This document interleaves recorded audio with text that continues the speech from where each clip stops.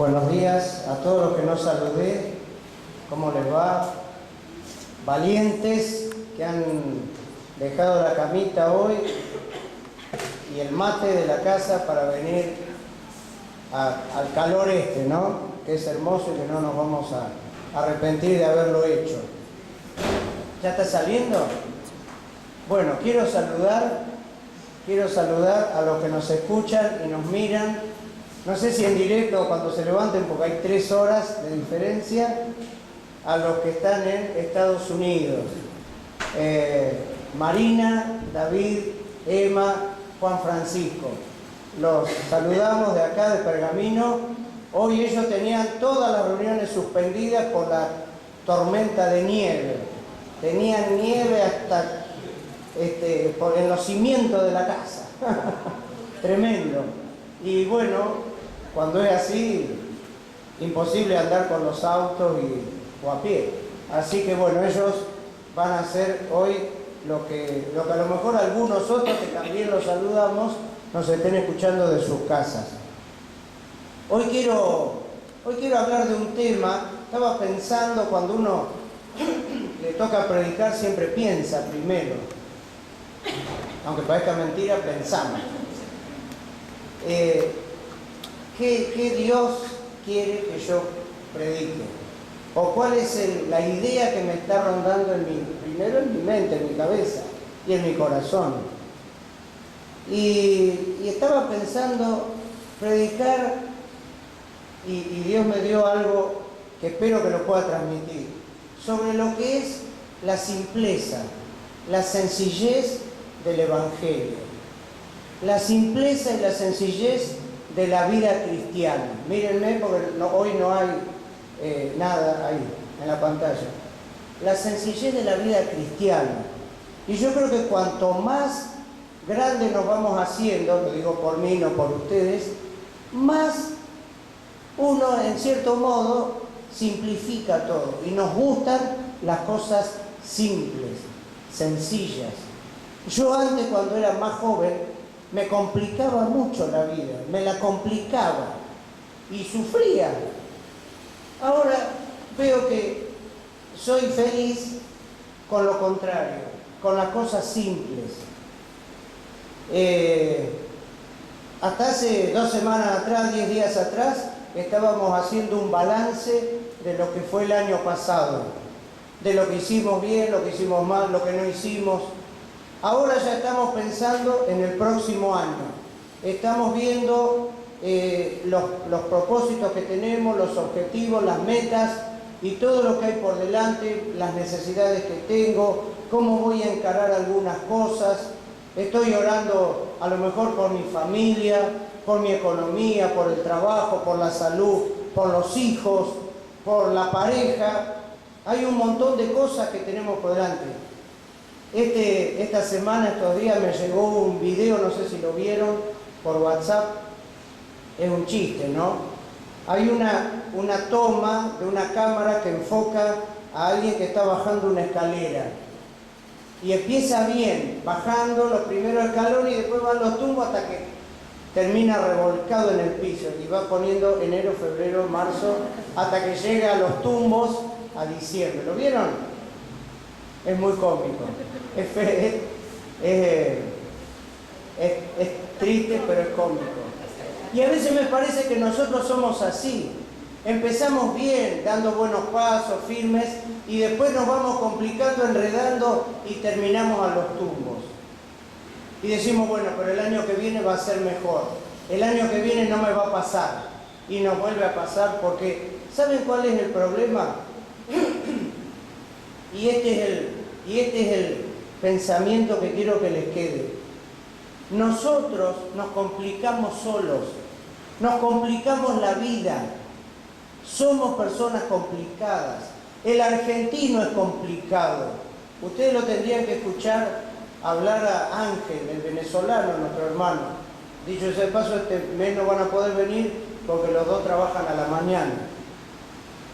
Él dice: el argentino es complicado, hermano, me dice, porque todos dicen, cuando hay que ir para allá, vamos para allá. El argentino dice, no, ¿por qué hay que ir para allá? Vamos para el otro lado. Y así nos ven ellos. Y es verdad, a veces nosotros vemos las cosas torcidas, difíciles. Mire, vamos a hablar de lo que es la iglesia. Usted escuche orar a algunos hermanos. Ahora que estamos en familia puedo hablar tranquilo. Y quiero hablar simple, para que se me entienda. Si no, hablar de la simpleza. Y en palabras difíciles es medio una contradicción.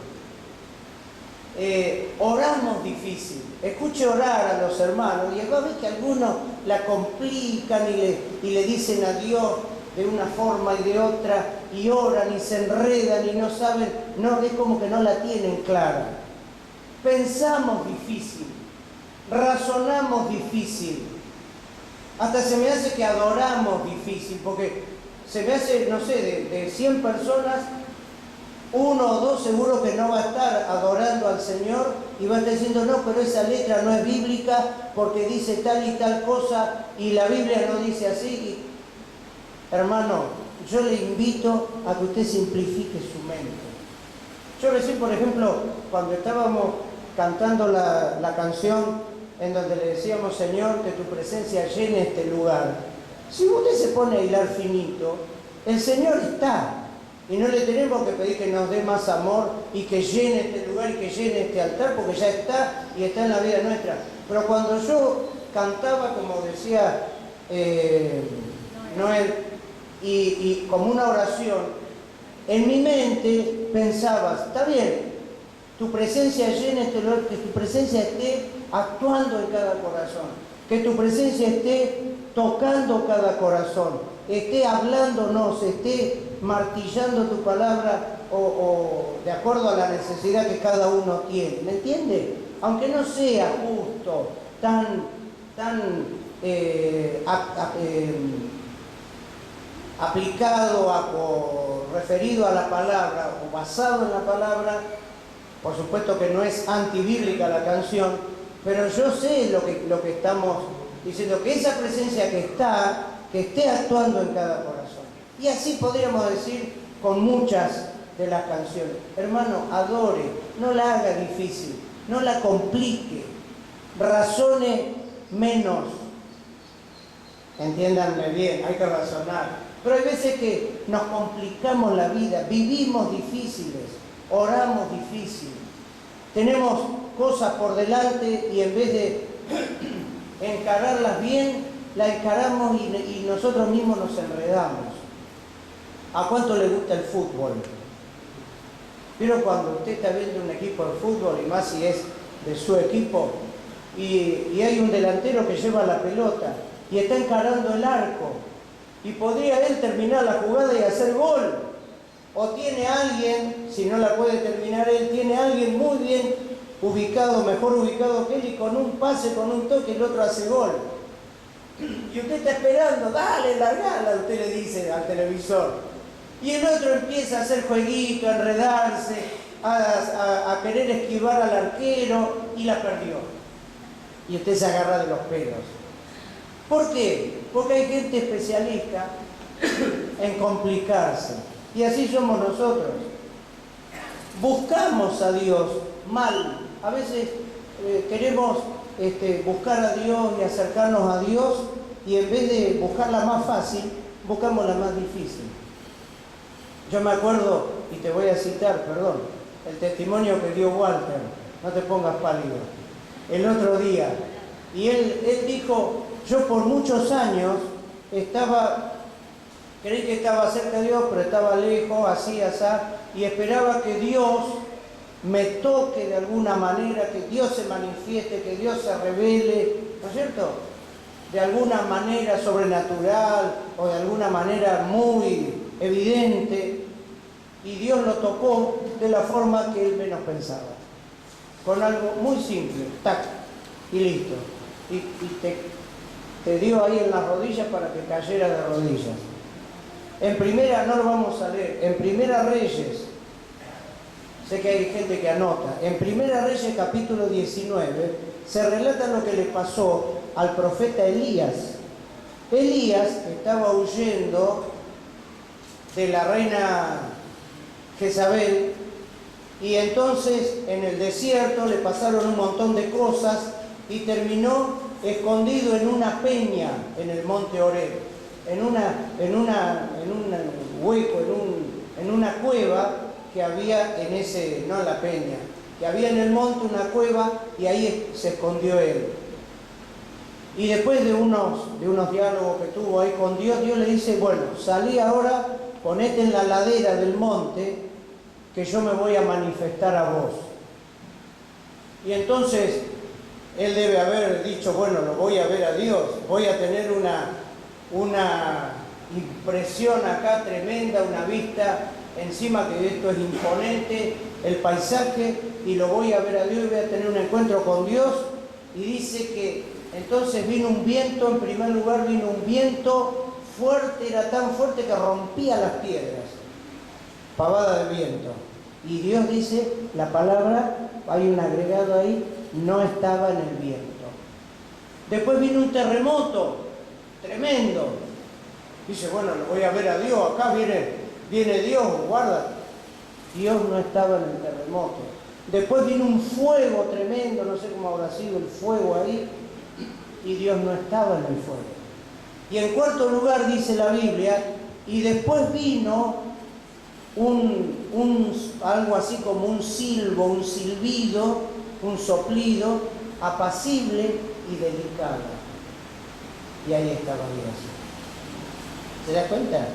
Y entonces Dios de nuevo tuvo un diálogo con Elías. No estaba en las grandes manifestaciones terribles de la naturaleza, estaba en el silbo apacible y delicado. La sencillez de la vida cristiana y del Evangelio, ¿no es cierto? Y así que, Walter, si vos esperás de ahora en adelante eso, sacátelo de la cabeza, y cada vez que nosotros pensemos algo así, acordémonos, bueno, de Walter acá y de Elías en la Biblia. Mirá con quién te comparo, Walter. El Evangelio es simple. ¿Qué quiere decir Evangelio? Buenas noticias, buenas nuevas, buenas noticias. No como la de los noticieros, la de los diarios. Buenas noticias. ¿Qué dice Juan 3:16 que predicó el otro día Ariel? Porque de tal manera amó Dios al mundo, que ha dado a su único Hijo, para que todo aquel, díganlo conmigo, que en Él cree, no se pierda, sino que tenga vida eterna. Sencillo. ¿Qué dice 1 Juan 1:9? Si confesamos nuestros pecados, Él es fiel y justo para perdonar nuestros pecados y limpiarnos de toda maldad. La sangre de Cristo nos limpia de todo pecado. ¿Qué dice Juan 1:12? A todos los que le recibieron, los que creen en su nombre, nos dio el derecho de ser, ¿qué cosa? Hijos de Dios. Simple. Simple como un padre, como un hijo, como un perdón, como un corazón abierto, como una confesión. Vamos a leer 2 Corintios. Hablando de las complicaciones. 2 Corintios capítulo 11.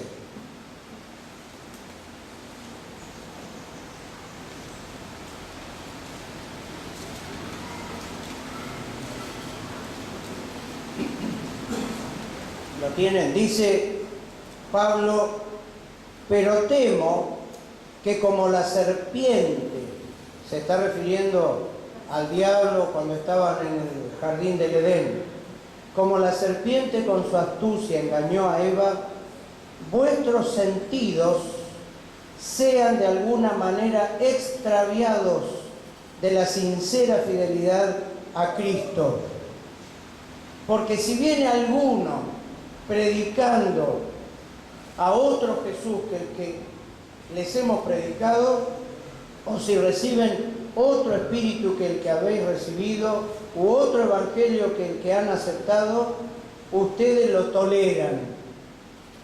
Pero nosotros, dice, no somos menos, que aquella gente. ¿Qué quiere decir con esto? Mire lo que dice. Tengo miedo, dice Pablo, tengo miedo, no lo vamos a ver. Tengo miedo que como la serpiente, ¿se acuerdan cuando engañó a Eva y a Adán? No le vamos a achacar todo a Eva y a Adán, acá dice a Eva. Dice, ustedes también sean engañados. ¿Para qué? Para que se extravíen y dejen de seguir y tener una sincera fidelidad a Cristo. Una sincera fidelidad, una simpleza en seguir las enseñanzas de tu Maestro que es el Señor Jesucristo, y te extravíes. ¿Por qué? Por escuchar un evangelio diferente, por escuchar cosas diferentes, por hacer cosas que son agregados a esto que es la pureza del evangelio. ¿Se entiende el sentido de esto? Entonces, ¿qué le había pasado a los corintios? Que estaban amenazados por otras cosas que eran agregados. Si usted agrega algo a lo que es puro, ya deja de ser puro. Está contaminado, está adulterado. ¿Cuántas veces decimos, tal comida o tal bebida antes era buena, ahora está un montón de agregados, tiene, y entonces perdió la esencia? Dice 1 Pedro capítulo 2, versículo 2, que nosotros los cristianos tenemos que desear como niños recién nacidos. ¿Alguien se acuerda cómo termina? La leche espiritual, no adulterada. La leche no adulterada. Decimos que cuando leche era la de antes, que hacía nata. Ahora está rebautizada la leche esa, con agua, ¿no es cierto? Con otras cosas. Ya no es esa leche gorda, linda, que hacía manteca. Bueno, eso es precisamente la leche adulterada. Cuando uno a la pureza del Evangelio, a la pureza de la vida cristiana, le agrega otras cosas y se la complica. Nos complicamos solos. Por ejemplo, les voy a dar algunos ejemplos de antes y de ahora. El Evangelio de la prosperidad. ¿Han escuchado hablar del Evangelio de la prosperidad? Es cuando uno habla tanto de que si ofrendamos, si amamos a Dios, si andamos en obediencia, nos van a llover oportunidades, vamos a ser empresarios, vamos a ser exitosos, vamos a tener dinero, no nos va a faltar nada, que vamos a reprender a los espíritus de miseria y de pobreza. Mire, si Dios lo quiere hacer con uno, con dos, con todos, gloria a Dios. Pero si Dios no lo hace es porque tiene otros planes para nuestro trabajo y para nuestra economía. Siempre y cuando yo no sea la causa de tener un espíritu de pobreza, porque soy vago. ¿Me entienden? ¿Me siguen, no? Pero el Evangelio de la prosperidad es agregarle cosas y hacer que la gente venga por otras cosas y engancharlos con otras cosas que no es el Evangelio puro. Cuando hablamos del Evangelio de la sanidad, si no creyera que Dios tiene poder para sanar y para hacer milagros, me bajo y no predico más. Pero no es ese el principal objetivo de nuestro mensaje. ¿Me entienden? Son señales que siguen a los que creen, como dijo el Señor Jesús. Y aparte, el Evangelio es el Evangelio de las buenas noticias. Hay grupos que predican el Evangelio con otros agregados, por ejemplo, de las dietas y del cuerpo sano. Los adventistas, que son hermanos que tienen una doctrina hermosa, a mí me gusta, bueno, tienen otras cosas también, pero ellos hablan mucho de las dietas y de la vida sana, algunos son vegetarianos, y entonces a veces predican casa por casa, en vez de predicar el Evangelio, están llevando dietas y predican la vida sana, y la buena comida y la buena alimentación. Esos son agregados que confunden, agregados que complican la sencillez y la pureza de la doctrina y del Evangelio. Cuando usted lee Gálatas, y con esto ya voy terminando, cuando usted lee la carta de Pablo a los Gálatas, ¿qué había pasado con los Gálatas? Los Gálatas en esa zona de Galacia habían predicado, se habían convertido, muchos eran judíos y pasaron a ser cristianos, recibieron al Señor en su corazón, pero había judíos que no estaban contentos con esto. Había judíos que tenían un problema ahí mental, porque dice, no puede ser que el Evangelio sea tan simple, que el Evangelio sea tan barato, que el Evangelio uno lo simplifique y lo suavice tanto, ¿no es cierto? Entonces dice, hay que seguir respetando los días de reposo, hay que seguir respetando las cosas que dice la ley, hay que seguir circuncidando a los chicos. ¿Se acuerdan la circuncisión? No lo voy a explicar ahora. Entonces, no puede ser. Y los Gálatas, claro, algunos, sobre todo los que habían sido convertidos del judaísmo, decían, bueno, capaz que tienen razón. Y Pablo se volvía loco.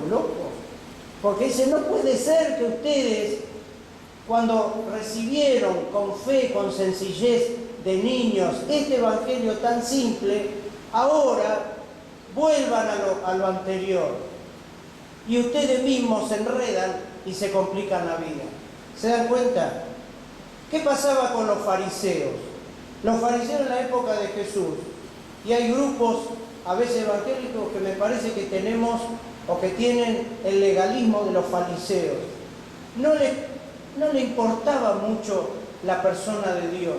Ellos se habían hecho toda una estructura alrededor de cumplimientos y de obligaciones y de oraciones y de ritualismos, que eso era lo que ellos lo hacía sentir seguros. Y entonces el Señor les dice una cosa, y ahora sí te voy a pedir que lo pongas, en Juan capítulo 5. Este evangelio de buenas obras todavía está en algunos, hoy, en algunos grupos evangélicos, legalistas y de buenas obras. Miren lo que dice Juan, Evangelio de Juan, capítulo 5, versículo 39, perdón. La computadora no tiene hojas, ¿cierto? Hay que... Miren lo que dice.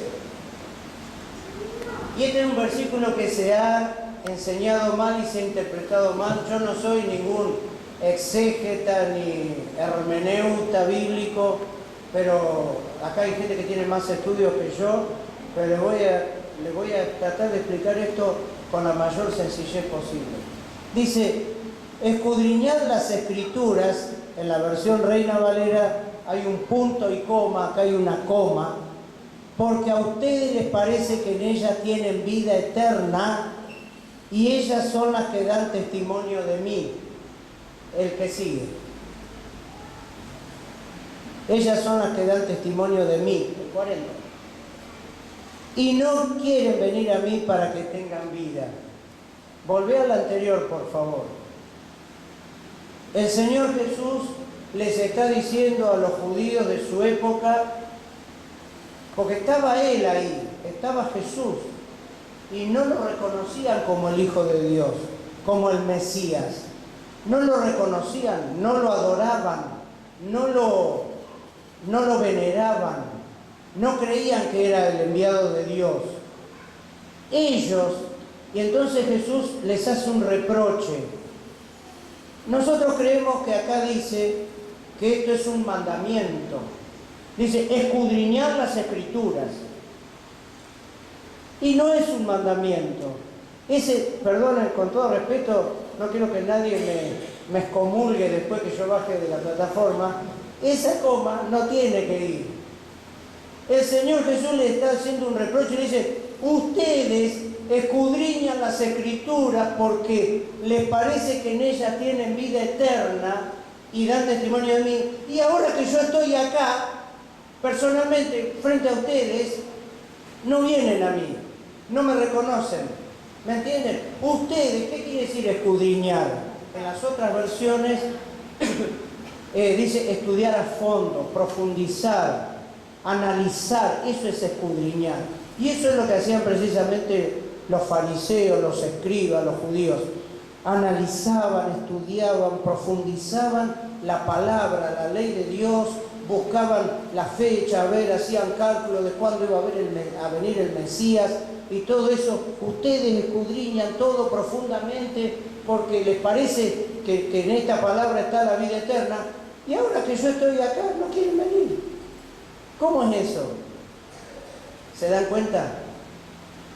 Así que muchos hoy en día se la complican a la vida cristiana también, estudiando, inquiriendo, ven las palabras en griego, que esto, que está lindo, y es hermoso, y yo también lo he estudiado.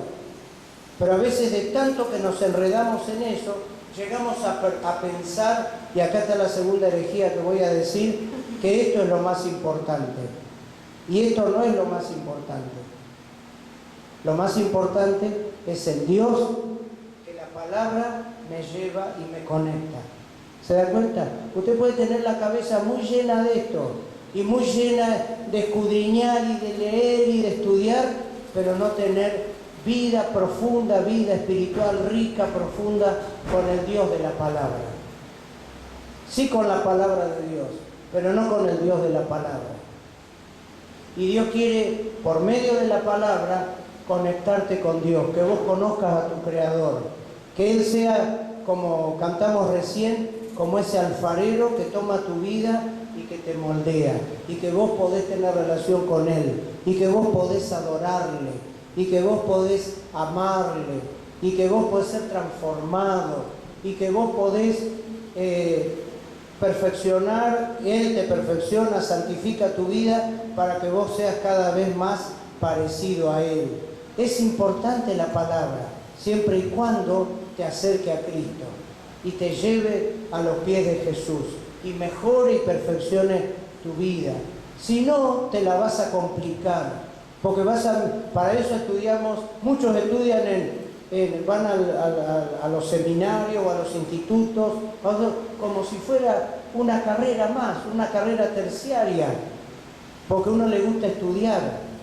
Pero yo te invito hoy a que vuelvas a la sencillez del Evangelio, a la relación con el Papá,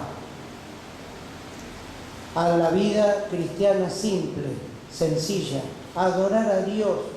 Dice la Biblia en Marcos capítulo 10, puedes sacarlo nomás, versículo 15, el que no recibe el reino de Dios como un niño, no entrará en él. En otro dice, no es apto, no entrará en él, como un niño. ¿Por qué como un niño? Porque el niño, por eso le decía, no es que no razone el niño no cuestiona, lo entiende, nosotros tenemos que razonar, pero sin cuestionar lo que viene de Dios. El niño es crédulo, lo acepta, no te lo anda discutiendo, no pone las cosas en una probeta para ver si esto es así, asá, a ver lo que me están vendiendo. El niño se entrega, el niño confía por naturaleza. Y el niño, bueno, tantas otras cosas que podríamos decir. Acá termina el simple mensaje que yo quería dar hoy. Vamos a tener 2 minutos de reflexión.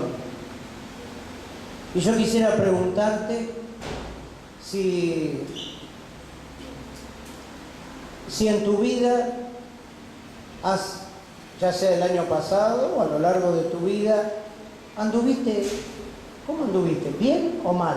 Y si anduviste mal, anduviste como esa escalera que yo le decía hoy a los tupos, te la complicaste, perdiste goles por haber complicado las jugadas, Dios te bendijo o Dios quería bendecirte, pero vos estabas ahí medio desenfocado y en vez de pensar que eran de Dios, lo dejaste pasar por alto porque complicaste tus razonamientos, tus pensamientos, tu vida. Como Elías, que a lo mejor pensaba ver a Dios a su manera, y Dios le mostró otra cosa totalmente distinta, el silbo, qué linda expresión, el silbo apacible y delicado de la presencia de Dios. Yo te invito a volver a la pureza del Evangelio, a leer los Evangelios, a mirar, a descubrir en la persona de Jesús tu maestro, el que te enseña, el que te guía, el que te da el modelo de cómo ser un buen padre, cómo ser un buen trabajador, un buen estudiante, una buena ama de casa. Te invito a que simplifiques toda esa maraña de pensamiento y de razonamiento y de cuestionamiento que a lo mejor te hacen sufrir. A veces, cuando uno tiene las cosas claras, también las explica claras. Si vos las tenés claras, lo vas a saber explicar claramente. Pero cuando uno está ahí medio complicado, hasta ni siquiera lo puede. Me pasa a mí, cuando tengo las cosas claras en mi mente, las enfermedades o una cosa, yo lo puedo explicar tranquilo, pero si yo no lo entiendo y yo me enredo, la gente no me va a entender en el trabajo de uno. Y lo mismo pasa en la vida espiritual. Tiene que ser tan sencillo para vos que se lo puedas explicar a alguien y te lo entienda. Explicáselo. Por eso dice, todos tendríamos que empezar en nuestros primeros años de vida cristiana trabajando con niños, evangelizando niños y enseñándole a niños, ir a la escuela dominical, ir a las horas felices. ¿Sabe por qué? Porque cuando vos lo aprendiste a hacer con los niños, después se lo podés hacer a un grande, porque lo tenés claro, lo tenés sencillo. Vamos a orar. Querido Señor, te damos gracias porque podemos acercarnos a un Dios que nos ama, que es sencillo, simple. Tu palabra, tu evangelio, tu amor, tu trato con nosotros. Nos da pena que tantos grupos cristianos hayan puesto agregados, adulterado este evangelio, con cosas, con agregados que complican la fe sencilla, la fe cristiana. Y muchas personas, Señor, confundidas, engañadas, creen que eso es lo correcto. Nosotros queremos volver a la pureza del Evangelio, aún con aquellos pensamientos que nos parecen que están bien, pero ayúdanos, Señor, para tener en primer lugar, como primera prioridad, una relación correcta con vos, de amor, una relación en donde te reconozcamos como nuestro Padre, como nuestro Rey, como el Señor de nuestra vida. Y todo lo demás puede ser cosas que giren alrededor de eso, pero sin perder de vista la esencia del Evangelio, lo central, el nudo de la cuestión, que es andar bien con Dios, con vos. Gracias, Señor. Gracias porque, como decía Noel recién, vos nos amás, vos nos aceptás como somos. A veces no sabemos cómo pedir, como dice la palabra en Santiago, pedimos mal, nos complicamos la vida, pero gracias, Señor, porque vos sos paciente, amoroso y siempre entendés qué es lo que más nos conviene y nos bendecís a pesar de nosotros. Señor, en esta hora nos despedimos dándote la gloria, la honra, diciéndote que te amamos, que sos todo para nosotros. Seguí llenando este lugar, seguí llenando nuestras vidas, seguí tocando cada corazón. En el nombre de Jesús. Amén.